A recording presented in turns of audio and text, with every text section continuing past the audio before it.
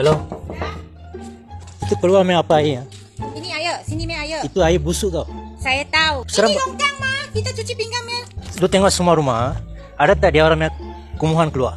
Kalau bocor, lu kena panggil Indah Water ke semua ambil Itu hari saya sudah panggil. Okay. Panggil tadi dan baru saya buat itu. Okay.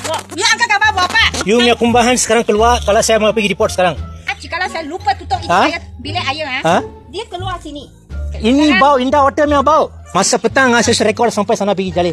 Saya dah buat rekod. Sekarang saya buat balik, saya minta maaf. Jangan main saya cakap. Sorry, saya sudah buat. Nanti saya panggil sama orang mari tengok. You cakap Sampai. kasar dulu, bukan saya cakap kasar. You yang kasar. Sekarang you mau apa?